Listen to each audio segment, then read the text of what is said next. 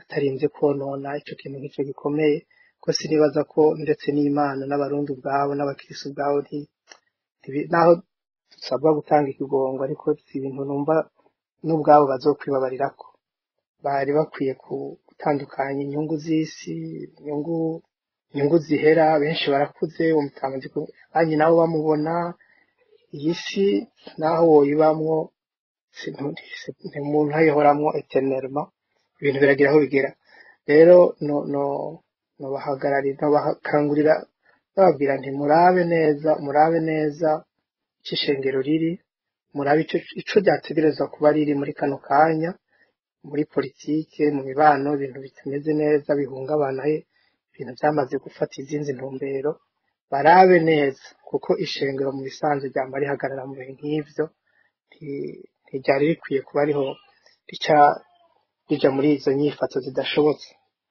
Ikindi nagira mbwira abatwumviriza hari wavuze ibijanye na Eglise yo muri Suède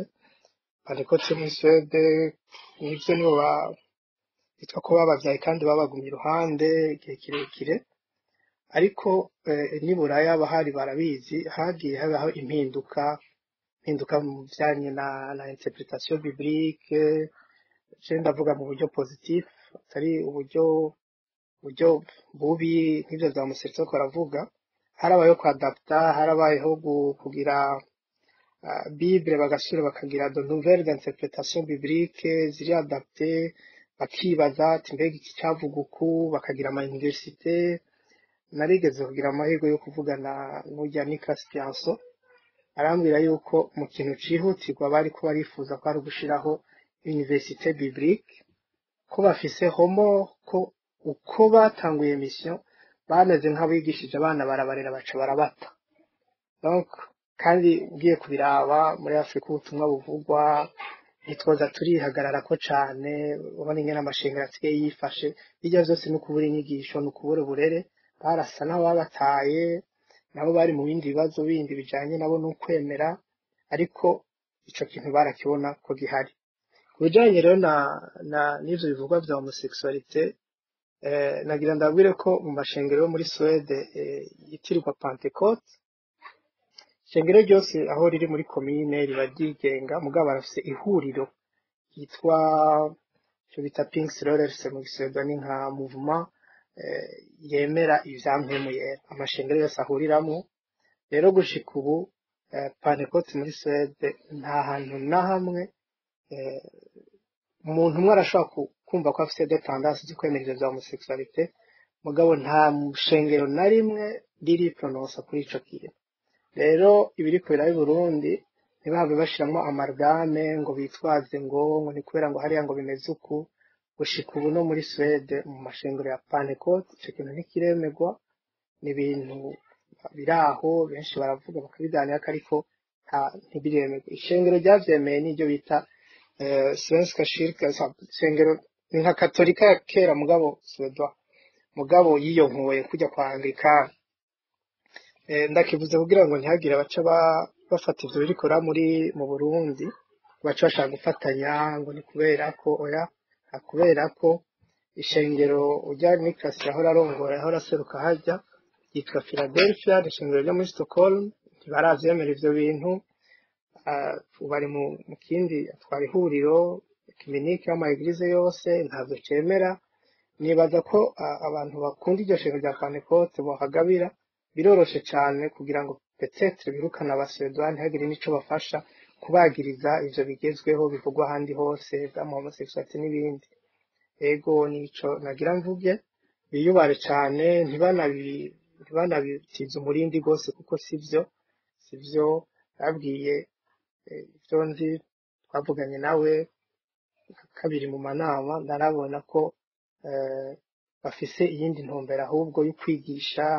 abapastori gushira universite hajya ego nimba vyokunda ko basubira bakabahamagara bakabafasha kuko baragerageje kenshi ndazi ntiyashobora kumara umwaka ataje mu Burundi guhoyahoya rero niyo contribution yanjye nagira ndabapartage murakoze Frank sindi kuri hafi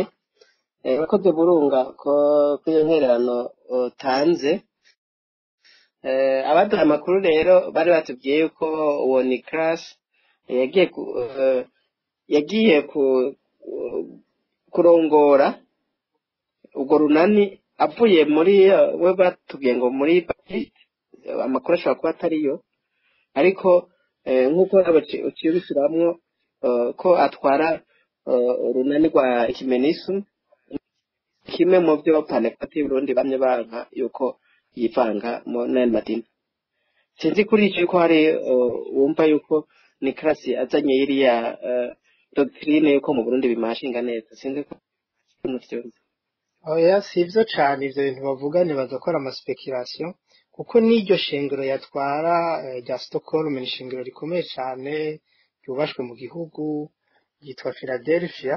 riri muri urwo runani rw'amashengero yemera mpemu yera mugabo ico no kwita Pinkskyrkan niyo Panekoti yahari iwacu izo nazo ni nyinshi bagiyemwo n'andi mashengero yemera mpemu yera donc ntiyari Baptiste iyo shengero yatwara hanyuma iyo ecumenisme muri Suède canke ngaho Buraya si ikintu gishasha ibintu vyamyeho kuva kera nakantu bashatse gukwegerako kandi si ibintu bihungabanya ukwemera kumwe n'uwundi oya kubera ko umuntu wese ahagarara mu kwemera kwiwe shengero bari mu kwemera kwabyo mugabo akavuga bati nk'igihugu turimwo hariho ivyo twokora nibaza ko no ngaho mu Burundi vyari bikenewe ko iyo binahaba nibaza ko ubwo budumbi bwinshi bw'amashengero butaba buhari kuko ishengero nivyo ni rimwe tuja mu ijuru bw'abaho turi ni muri societe hariho urutonde rukwiye kuhaba hari ibikwiye kuba kuvugwa mugabo atari uko umuntu bamuhoye kwizera kwiwe cyane cyane ko ayo mashengero aba ari hamwe mu bisanzwe nta n'itandukanizo rinini cyane riba rihari ni bimwe amashengero usanga nababwiye ko amashengero ngaha bifatiye ku ikomine canke intara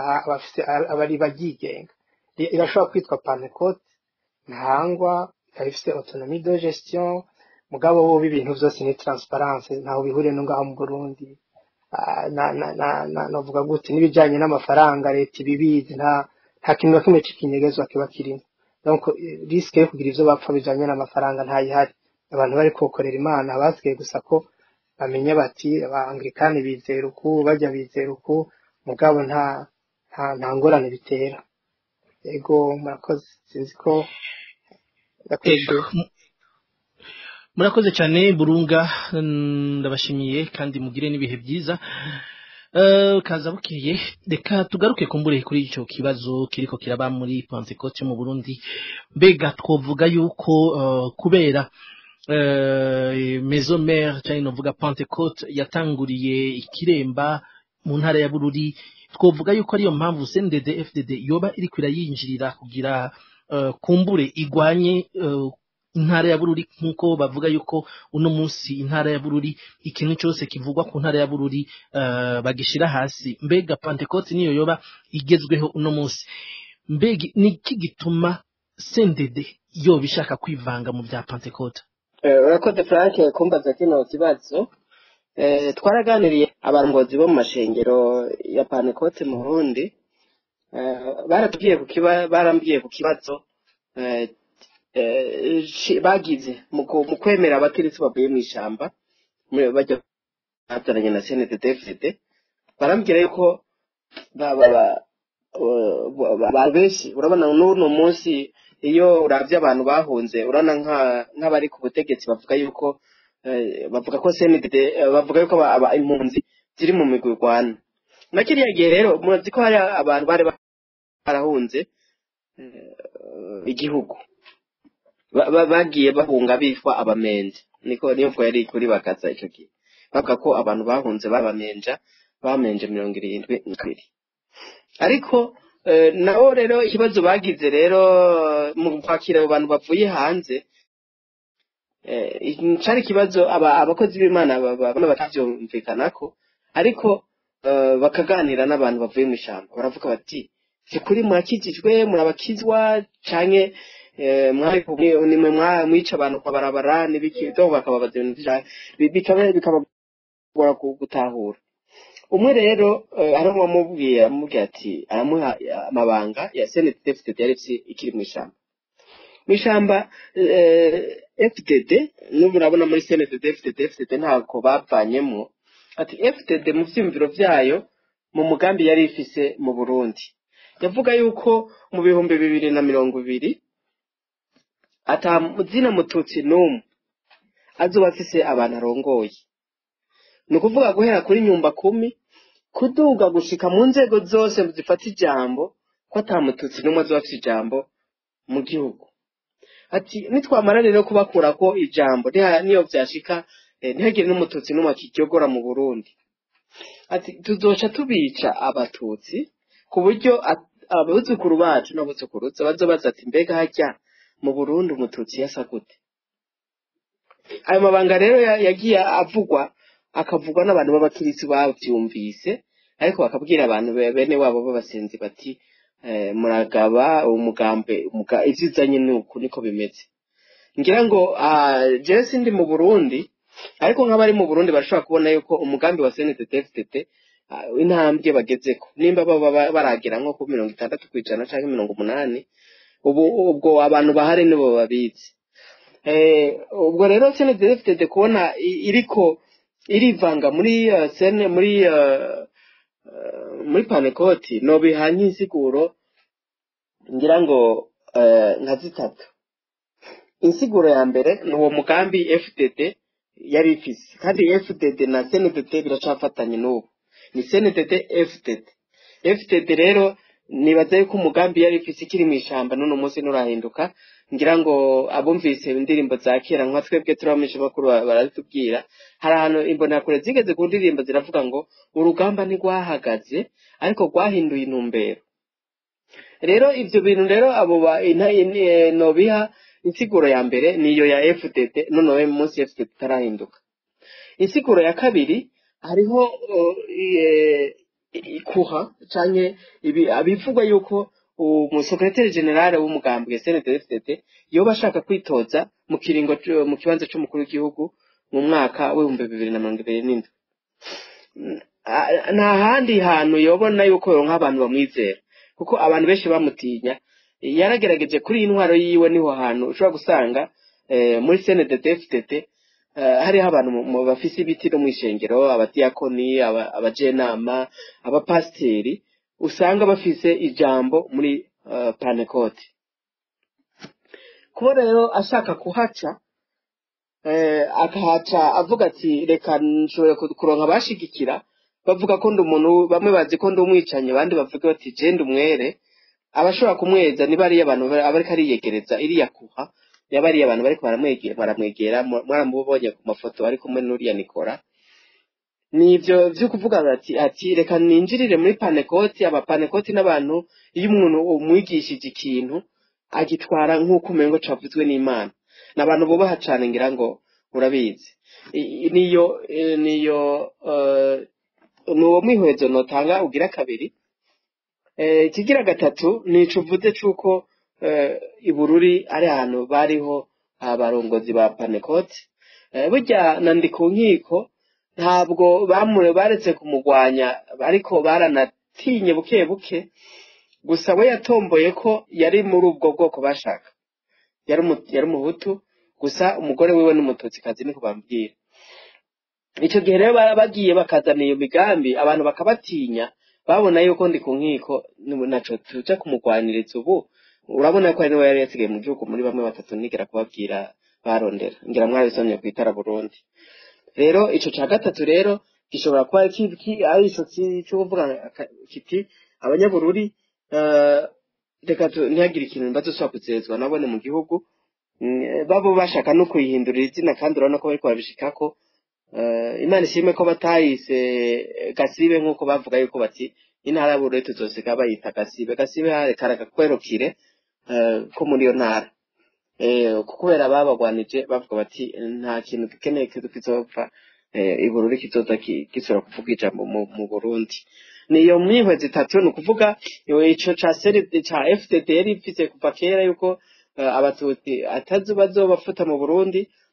ca kabiri kikaba ari ico ndababwiye cyuko Bururi badashobora kuba bashaka ikintu kivayo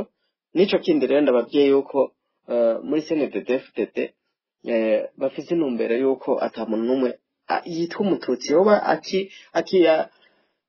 atwara ikintu. N'ivyo rero bishobora kuba iriko irivanga n'ivyo vyo gucishaho iyo ntuzekura yo kwa Reveriyano kugira ngo bashobore kwitoza mu matora azikurikira. Kazabukeye twizera amasengesho aba Pentecote turazi muri kanya turavuga naho Imana kumbure Imana tije ku mavi dusenge abandi bari muri Bradofere. Mbega urabona arahe maherezo ya Pentecote? Urabona ari nde ubugora Pentecote? Mbega tuje ku mavi dusenge canke tubandanye tugira amapredoye nkuko kumbure habe n'ibiganiro turabe ko Pentecote ishobora kandi gusubira ikaja ku murongo nkuko yamye kera. Pentecote bari abantu basenga nkuko amakuru nakuye muri abo bapasteri bari mu ndongozi bambwiye, nta muntu atarazi yuko ibi bintu biriko biraba bizoba. Vyariho bizwi yuko hazoba intambara mu Burundi, hazoba imbere yuko haba ngira ngo hari abantu ngaha bashobora kuba bagiye mu gikorane ca Moses Korora yari mu Tanzania, bahora batumira cane, yerekwa cane ibintu vy'Imana. Yaravuze yuko abona naragiye mu gikorane ciwe, naraje mu gikorane ciwe neza ko yarashingeye yava muri Tanzania. Yaravuze ati je ndabona ahantu muri aha hantu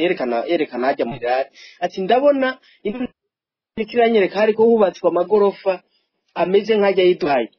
ari muri Dubai ya Afrika, ari ahantu heza cyane. Ndabona igisagara ca Bujumbura gicakaka kimeze neza,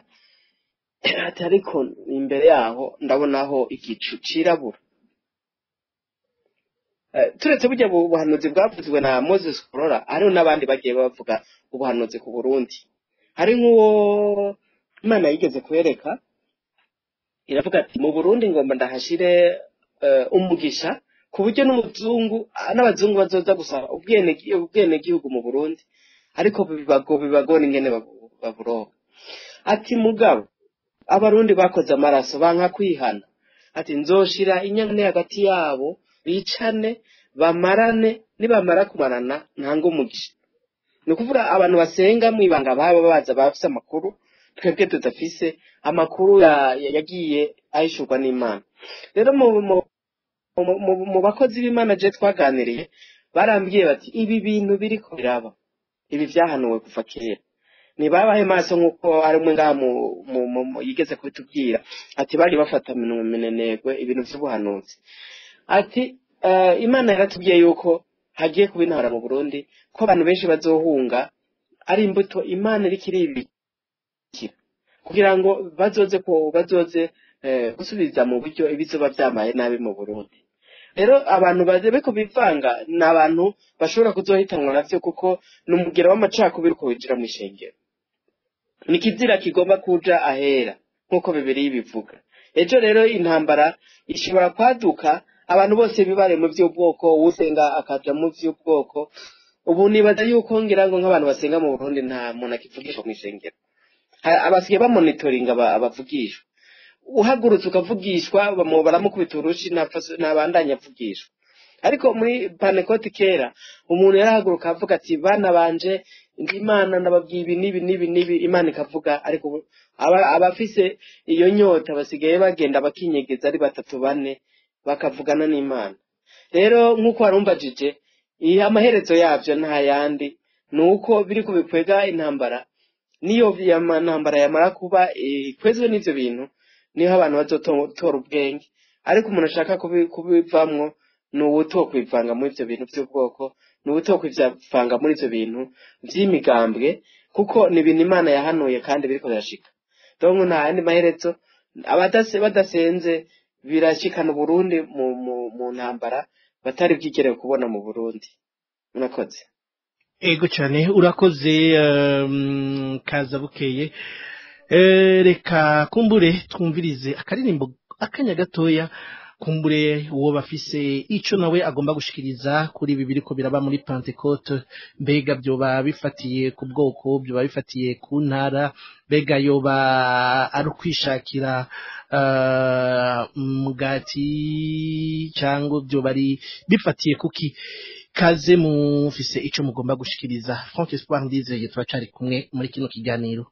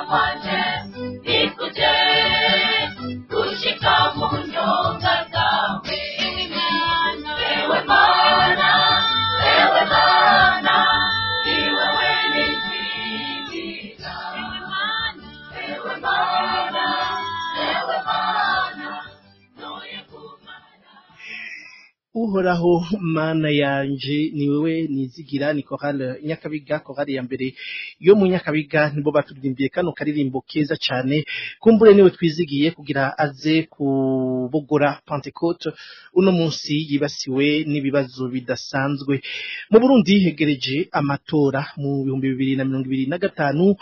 aho bukera hari amatora ategekanijwe. Mbega byoba bifitanye isano nabyo nyene kaza bukeye watubwiye yuko kumbure bari kurondera amajwi. Mbega Pentecote yigeze ija muri politiki, mbega uwo mugera woba wateye kaza bukeye? Jewe nkura muri Pentecote batubwira yuko umukristu ativanga muri politiki. Harageze n'igihe abavyeyi bahora bambuza kuja gutora president, bambwira yuko umwana w'Imana ativanga muri politiki, ko twebwe politiki yacu ari gusoma Bibiliya, gukurikirana ijambo ry'Imana, kwizera, ugasenga, ukezwa, ukatura, ukezwa. Mbega uno munsi abakristo bari kwivanga muri politiki biratahuritse? navuga yuko hari ivyumviro vyagiye bihinduka mu bantu. Ubwa mbere n'ukuri nta mu Pentecote wabona natonze gutora, ko baravuga ati nitwivanga muri politiki. Ariko nababwiye yuko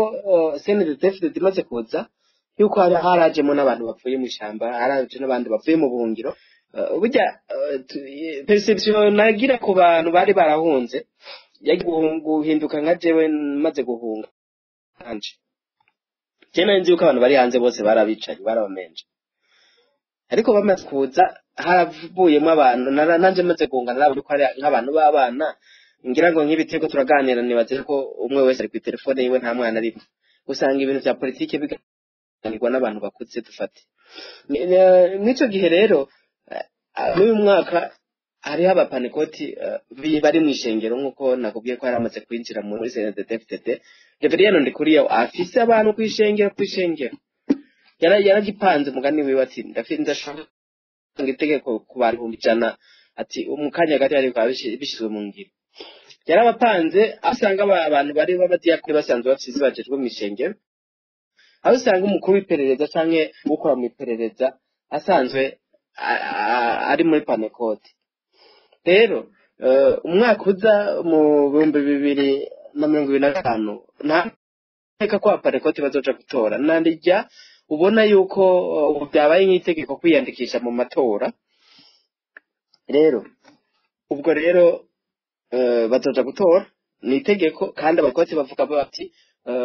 umwubahe ababatwara, ijambo ry'Imana bararikukiza. Ubu bazoja gutora benshi,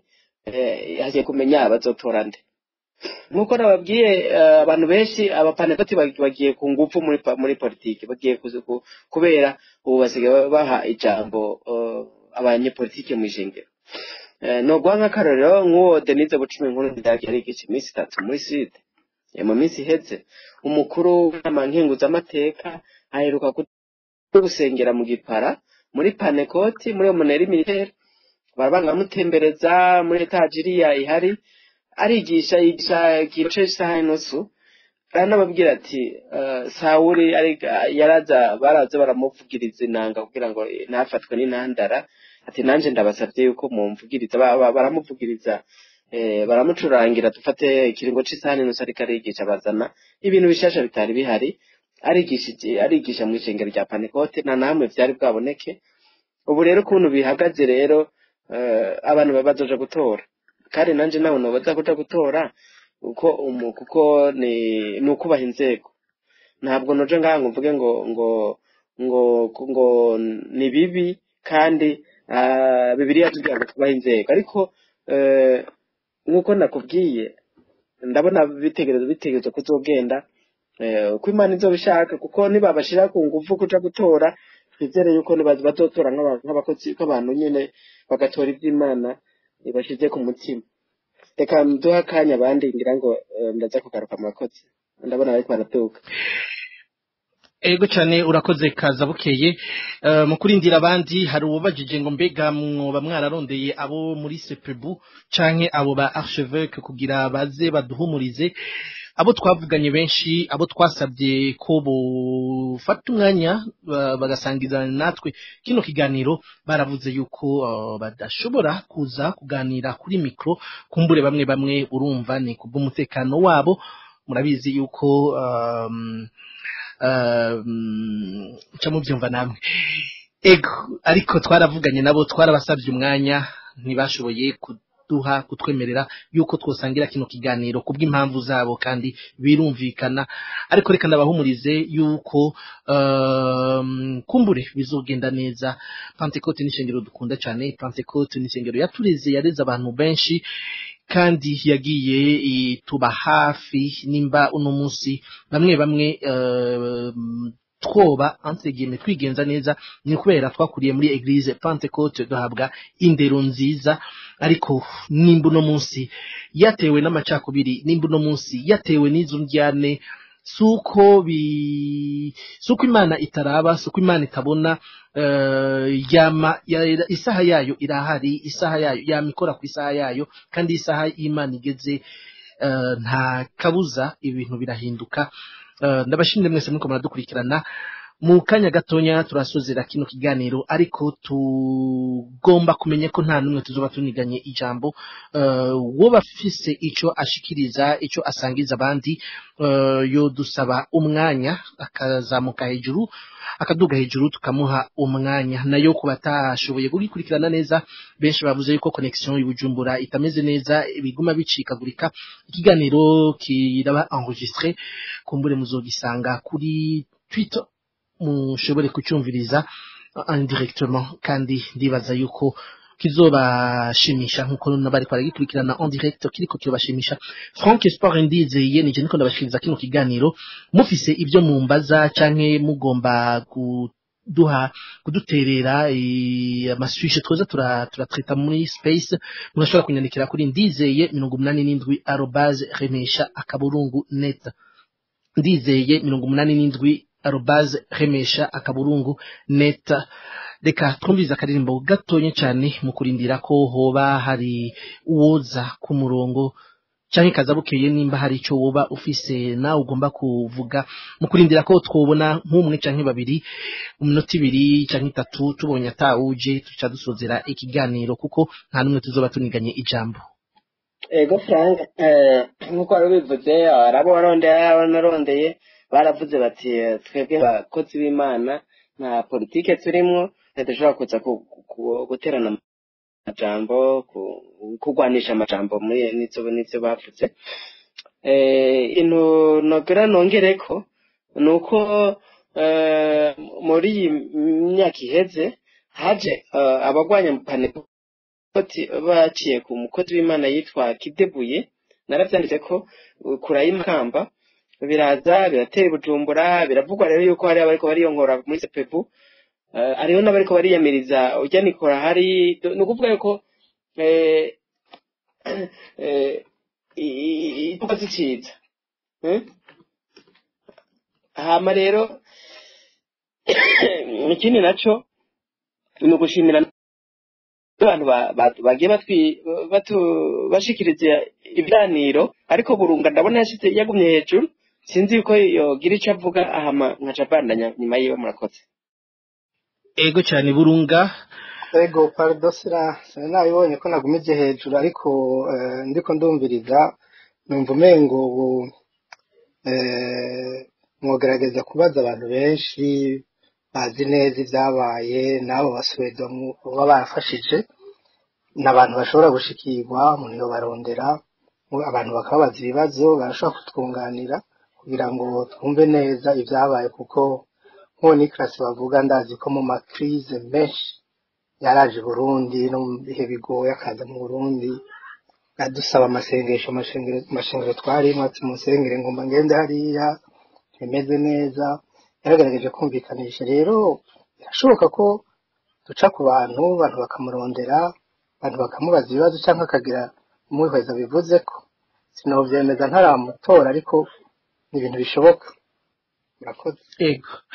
Burunga, kumbure sinzi aho woba uherereye ariko mbega aho woba uherereye communauté muri kumwe y'abarundi musengera muri Pentecote, mbega mwoba mwibuka muraba mukurikirana ibyo bibazo biriko biraba muri Pentecote, mbega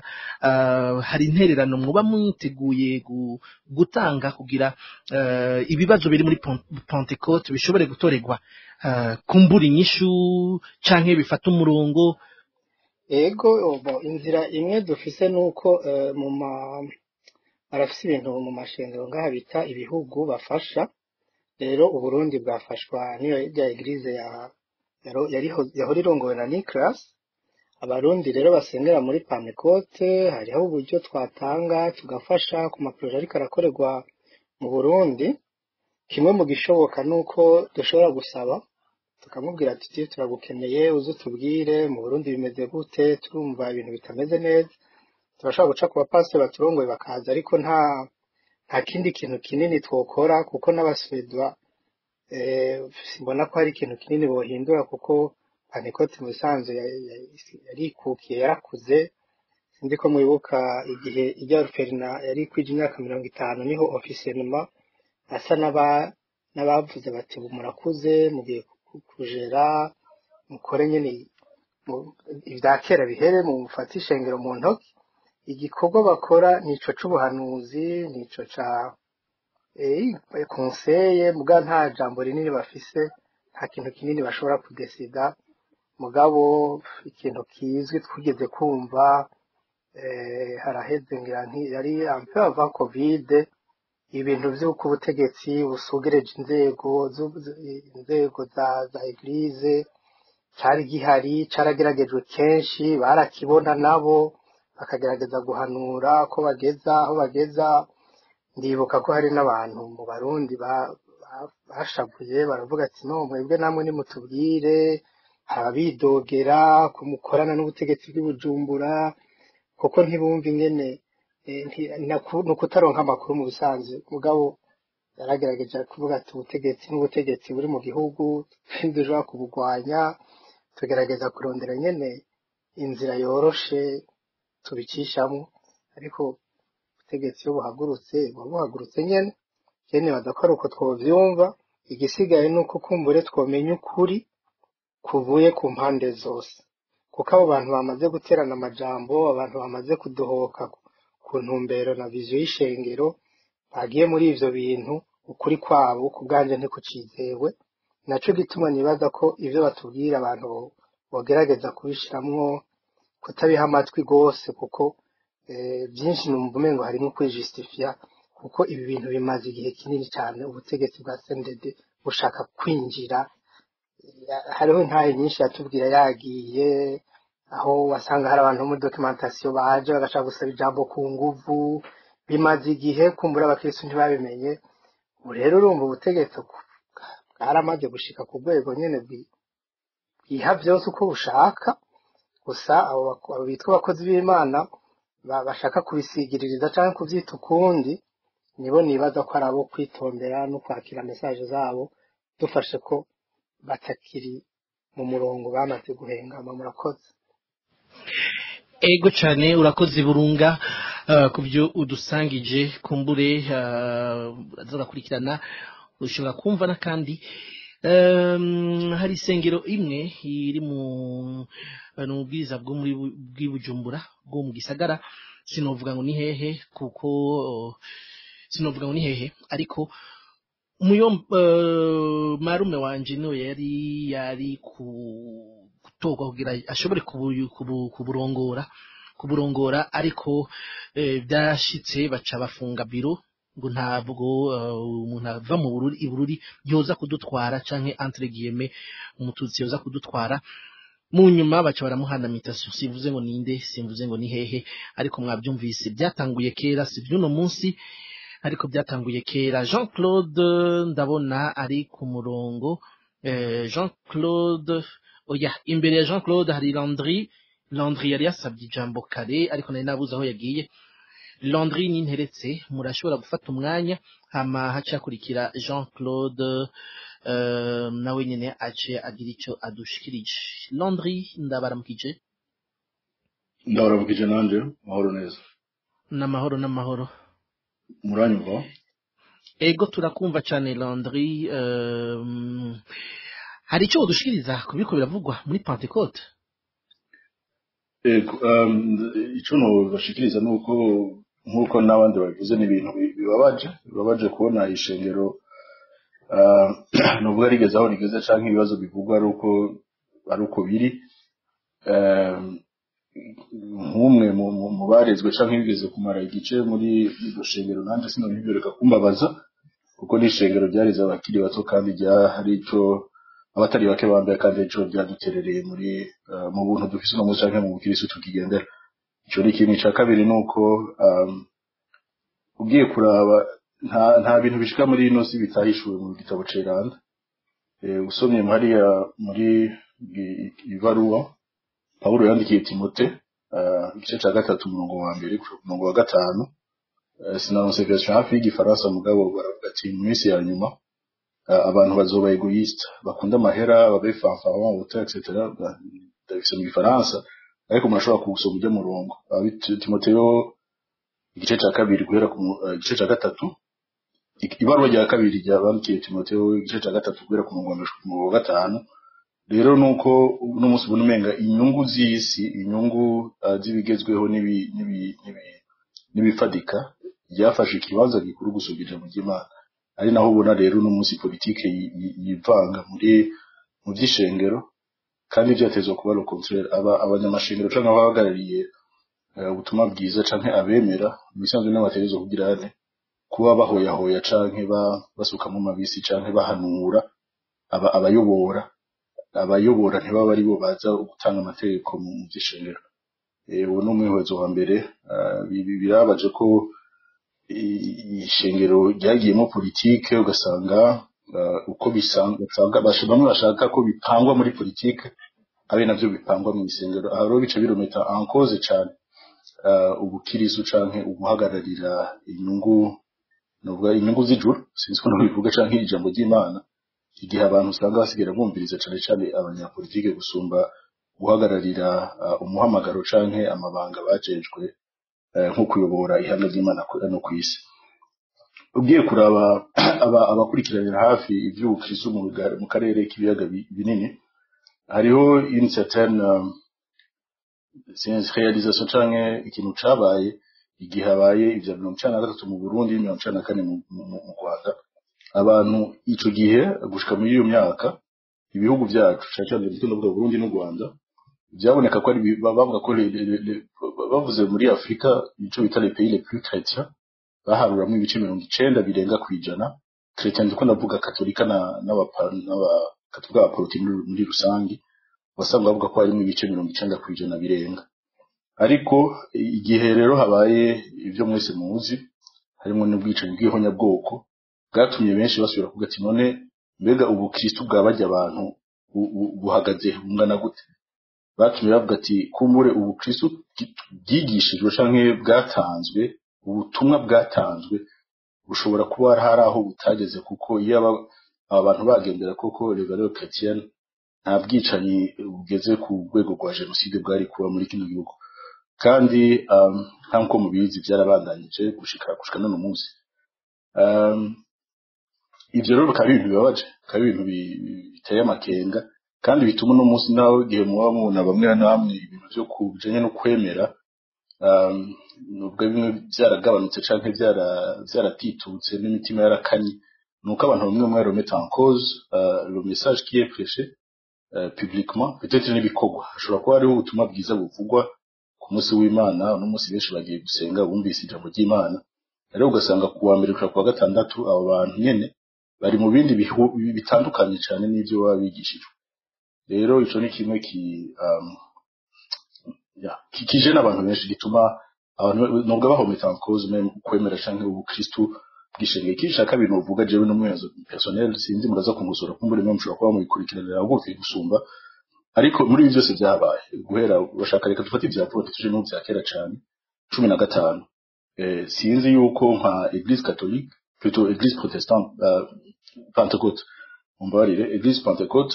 yoba en quel moment yarigeze guhagarara ikavuga ati nkuko twabibonye nka Katolika yabikoze ati nyabuna ibintu bijanye n'ubwicanyi, ibintu bijanye no kunyuruza, ibintu bijanye no guhohotera agateka kazina muntu ivyo bihagarare. Twarabonye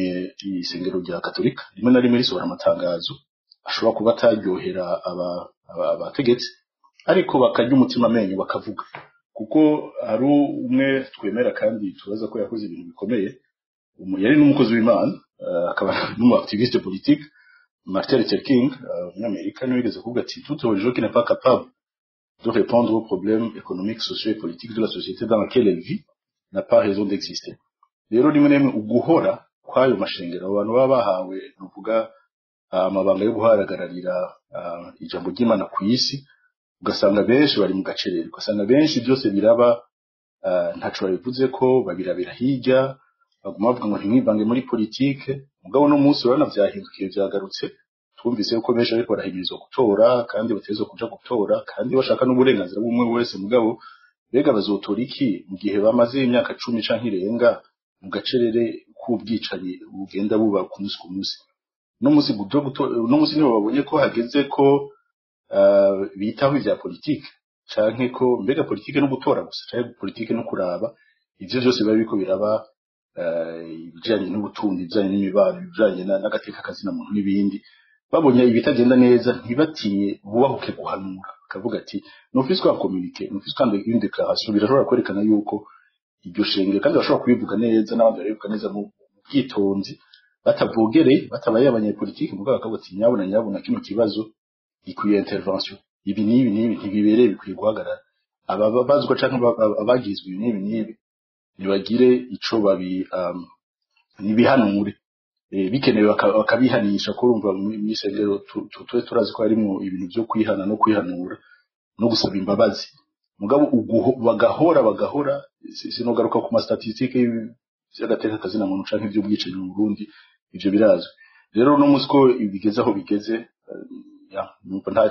uvuga atari kuvuga ko nanje inteye mubabaro, inteye n'agahinda, mugabo nkavuga nti haracariho umwizero ko abakristo kugiheje mu gibone bivuga ati abasenga kandi basenga mu mpwemu no mukuri, abasenga by'ukuri bazoshobora gufata kino kibazo umuntu kirama bakabisengera kumbure izo mvururu n'izo njyane ziriko ziravugwa zihagarara, ishengero rimenye ikibanza cyayo kandi rive no mu gacerere ku bintu biko biraba, cyane cyane bage yuko politiki yivanga cyangwa riza gutanga umurongo n'intumbero kubijanye n'aboyobora iryo shengero nk'uko ryari rimaze nibaza ko rimaze ikijana kirenga, ibandanye rikuru kandi rigira ryubaka imitima ngo ridatinya no kudoma ku rutoki, biba bitabiko biragenda neza hirya no hino. Yego sinabutaka mwanya munini ndasubira nagira igihe gira, ariko interanje murakoze. Ego cyane urakoze ku ntererano yawe uduhaye,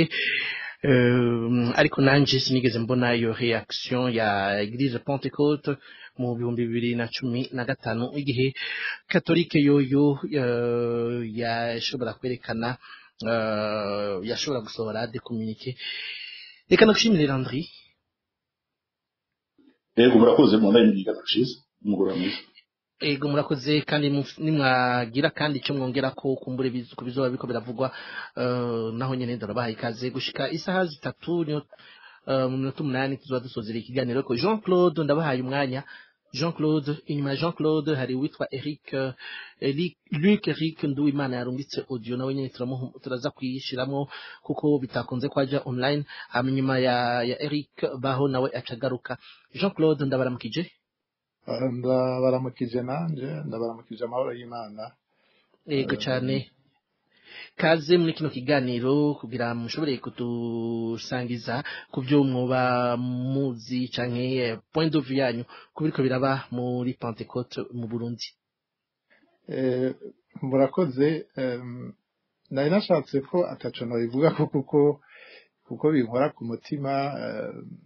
ndi muri bamwe iryo shengero ryareze kandi n'ubu niryo ndimo, gusa ibi biriko biraba jewe birakora ku mutima umuntu, ariko ndabifata nk'ibisanzwe kuko ishengero si iry'abantu. hariyo ikintu abantu bakwiye d'abord kwibuka yuko ishengero si iry'umuntu, twebwe abantu turabaho turapfa hakaza abandi, kandi ishengero ico ryubakiye ko ahanini ryubakiye ku ijambo ry'Imana. Rero nimba mubona Pentecote imeze ko imeze, ni kubera akarangamutima kayo gashingiye ku ijambo ry'Imana, gashingiye kuri mpwemu yera, gashingiye ku kuri n'urukundo. Ivyo rero mu gihe abantu babona yuko atariko birahaba, ishengero rizogera igihe ryo nyene ryitorera inzira, kuko ishengero ni mpwemu yera rirongora. Ntabwo ari bajya tubona bajya bahagaze imbere n'abantu nkatwe. Bibiliya nivuga ati haravumwe uwizera umwana w'umuntu. Abizeye abana b'abantu nyene baratangara, ariko jewe ntibintangaza cyane kuko washaka ibi ntibitanguye ubu, byarabaye hama bikagenda hama bikagaruka. Umugoma mugahera mu myaka yahera, uwitwa Aimé Pascal Nduwimana n'abandi n'urundi rwaruka ku ntahangwa rwarigeze kugumuka, hakaza na polisi hajya ku ntahangwa, hari pasiteri wa mbere yitwa Samuel. Ivyo ni ibintu vyabaye kenshi, muribuka basofa na twara sepebu, ni ibintu vyigeze kuba inshuro zitari nke, ariko bikagenda biriheza. No kuvuga yuko n'ubu ibi biriko biraba bishingiye ku nyungu z'abantu, inyungu z'abantu zidahuye n'inyungu z'ishengero, kuko ishengero ry'Imana ico rishingiye ko nakibabwiye ni ivyamwa vya mpwemuyeri. Iyo ivyo vyamwa rero bitariko biraboneka, ari rwa rukundo navuga, ari ingeso nziza, ari kunwanisha abantu, ivyo iyo bitahari, no kuvuga yuko izo ndongozi zo nyene ziratsinda zikagenda, kuko ico nico conyene gihuza abantu bagahurira hajya mu ishengero gusenga, ni ivyamwa bahabona. Ntabwo tugenda gusenga muri Pentecote turenganya ayandi madini ngo nuko ngo Pentecote ngo ifise amazu meza yubatse. Oya, umuntu agenda kubera hariho valeur ahabona. Muri ico gihe rero izo valeur abari bategerezwa kuzishira imbere batazifise, no kuvuga yuko ishengero ntiriba ricitwa ishengero, hama ishengero rigirwa nande, rigirwa n'abantu. Muri ico gihe rero ishengero ritazoba rikigizwe n'abantu, bizogaragara yuko abo bantu atacu bazoba bakirongoye nyene, bazoba ari abanyepolitike. Ngarutse ku vyo Landry yaravuze ati muri katolika bobo baragira aho bahagaze, bagagira ico bashikirije. Ingendo ya Pentecote ntabwo imeze nk'iya katolika. Si ukuvuga yuko Pentecote nayo itari ifite, sinshaka kuyivugira kuko ndi muvugizi wayo, mugabo ku buryo nayikuriyemo ndazi hari ivyo nzi bitari bike. Ni ukuvuga yuko Pentecote mu mico yayo ni ugusenga no guhanura. Si uko batabona ibiba mu gihugu, si uko batabibona n'ivyabaye muri kahise, ariko bobo inzira bakoresha ni ijambo ry'Imana, apana inzira direct yo gushikira abanyepolitike ngo babwire ibi canke biriya. Oya, kwigisha abanyeshengero ingene bategereza kwitwara mu bihe biba bigoye igihugu kiba kirimo, mu bihe haba ari de trouble, mu gihe politiki imeze uko imeze. Niyo shingano y'ishengero. Ntabwo ishengero ryaje guhangana n'abanyepolitike canke ngo ryinjire mu vyabo, kandi ico nico catumye ishengero riguma rihagaze. Ubu rero ugiye kuraba ibiriko biraba, umuntu jewe ndavyinterpreta muri mu nzira nka zibiri. Inzira ya mbere yerekana bimwe biri mu ijambo ry'Imana muri Matayo igice cya 22 ku murongo 21 aho bavuga ati usubize ibya Sezari kwa Sezari vy'Imana ku Mana. Ni ukuvuga yuko abarongoye ishengero badashoboye kwitandukanya n'ivya Sezari arivyo vya politike ngo ivy'Imana babiha Imana, bibagarukako kuko hariho ni ya credibility spirituelle biriko irabavako, kandi iyo yavuye koko niba yari bahagaritse hari imbere baba bacitse abanyepolitike. Hama iyo umuntu acitse umunyepolitike nawe ishusho y'ibiragaragara aba ari umunyepolitike nyene, ahubwo bovyemanga hama abanyeshengero n'abakabaha ikibanza kibakwiye. Jewe rero kubwani nkavuga nti nta ishengero ry'Imana ry'ukuri ntaho rizoja, ryo rizogumaho. Hama ishengero rya politike naryo nyene rizojaho ku nyungu z'abantu, kandi rizogira kuko ivya politike biba bishingiye ku nyungu zigaragara zibona.